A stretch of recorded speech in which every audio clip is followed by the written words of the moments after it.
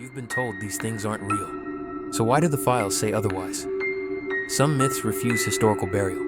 They surface in medieval manuscripts, whispered testimonies, skeletal fragments pressed into museum drawers.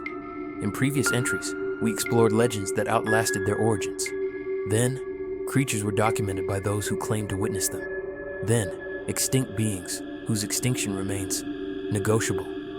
This is where the separation collapses entirely. What happens when the myth is the evidence?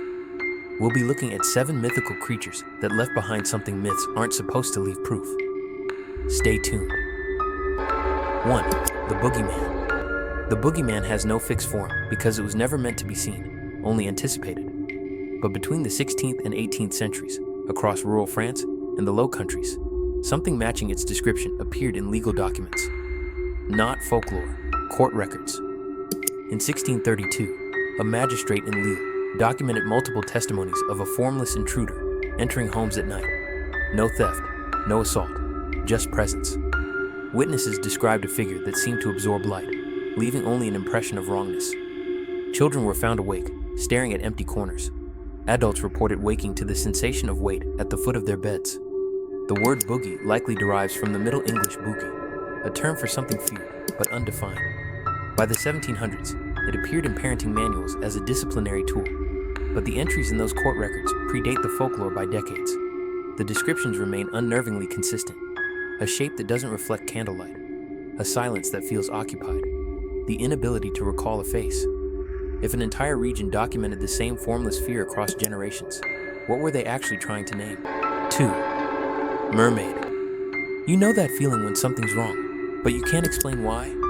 Imagine clergy feeling that for 15 years straight. In 1403, a woman was pulled from the waters near Edam, Netherlands, after a storm destroyed the dikes. She could not speak. Her skin was described as cold and peculiar to the touch. Local nuns attempted to clothe her, teach her prayers, and integrate her into the village. She lived 15 years. The chronicles of that period, kept by the Benedictine order, referred to her as de Vrouw uit de Zee, the woman from the sea.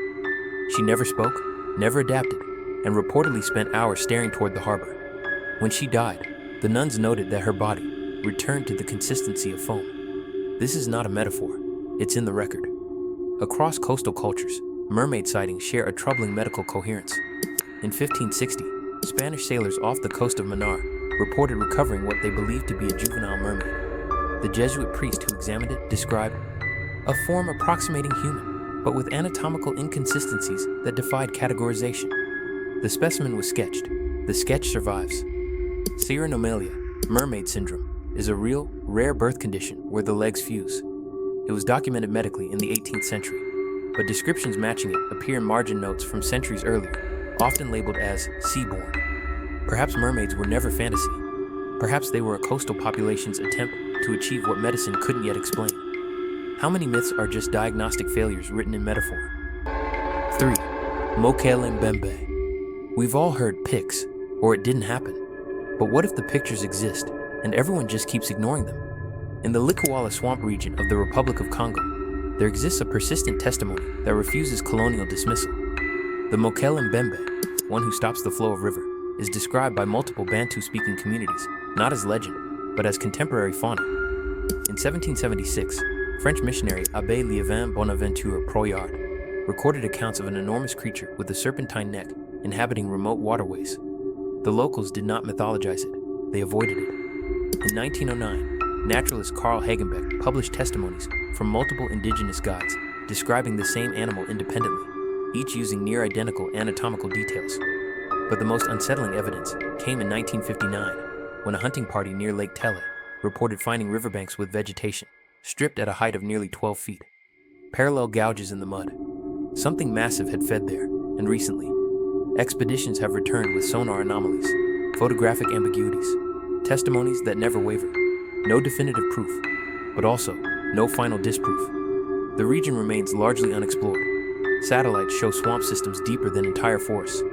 If something large, reptilian, and reclusive survived the Cretaceous boundary in isolated pockets, this would be where.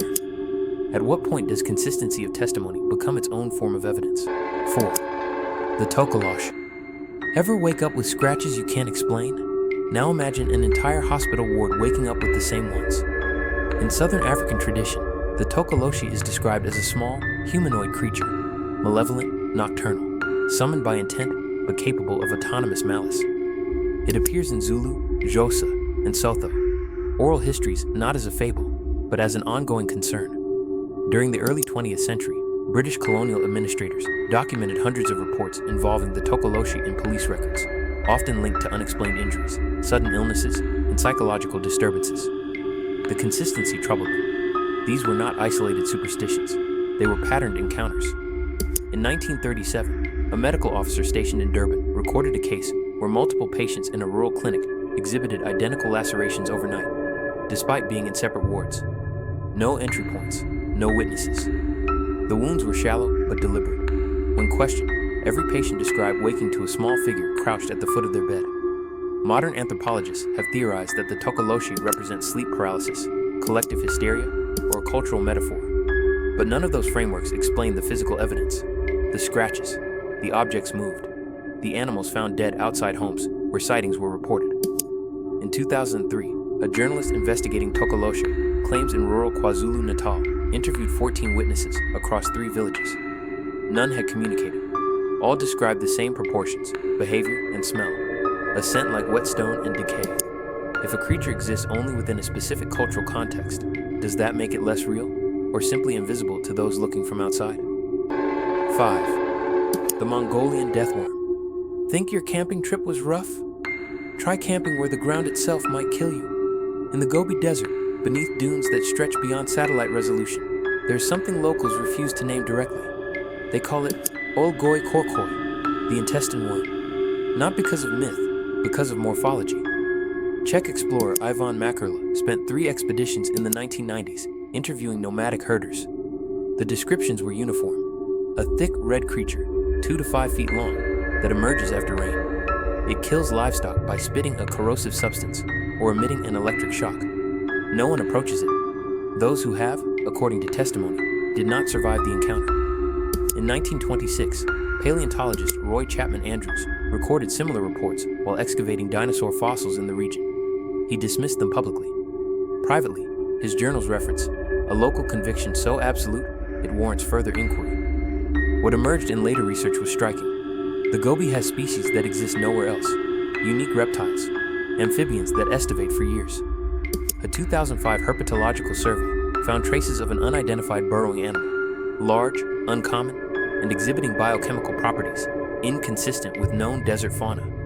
No specimen has been captured, but soil samples from reported sighting zones contain venom proteins that match no cataloged species. The absence of proof is not proof of absence, especially when the environment itself discourages witness survival. Was this creature invented to explain death in a hostile landscape? Or does the landscape remain hostile because the creature is real? 6. Hippogriff. Remember when your teacher said, "Cite your sources"? Turns out, some sources get cited right into a private vault. The hippogriff, half eagle, half horse, appears fully formed in Ludovico Ariosto's 1516 epic Orlando Furioso, a poetic invention. Except Ariosto claimed he was transcribing older sources, now lost, and older sources existed. Medieval bestiaries reference hybrid creatures with equine bodies and raptor features as far back as the 11th century, often in the margins of travelogues from Central Asia. Marco Polo's accounts, written in 1295, describe enormous birds in the mountains of Mongolia capable of lifting horses.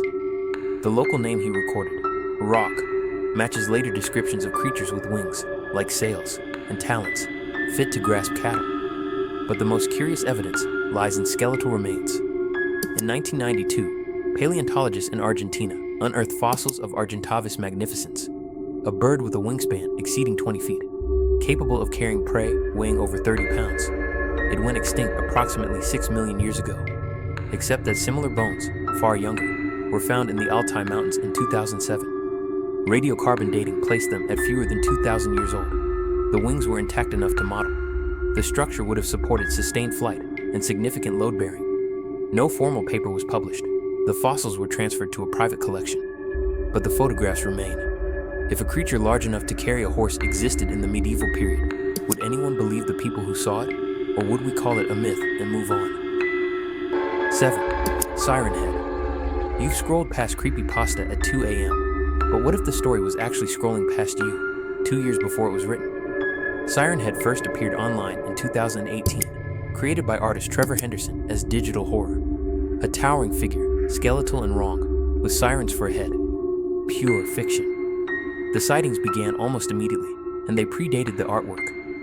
In 2016, 2 years before Henderson's creation, a rural police report from upstate New York described a structurally abnormal figure observed near a decommissioned radio tower. Witnesses reported hearing emergency broadcasts that had not been issued. The figure was estimated at 15 feet tall, with appendages not consistent with human anatomy. Similar reports emerged from wooded areas in Ontario, Vermont, and rural Pennsylvania between 2015 and 2017. All described the same proportions, the same sound, a looping civil defense siren mixed with human voices. All occurred near abandoned infrastructure. Henderson has stated he based Siren Head on a feeling, not a sighting. But when the image went viral, dozens of people came forward claiming they had seen it years prior. Same height, same posture, same locations. Psychologists call this collaborative delusion. But collaborative delusions don't typically include consistent geographic clustering or archived police reports that predate the supposed origin of the delusion. Perhaps Siren Head was never invented. Perhaps it was recognized. If something existed before we had language for it, does giving it a name make it more real? If you felt the presence of these creatures, leave a like and subscribe to uncover more myths.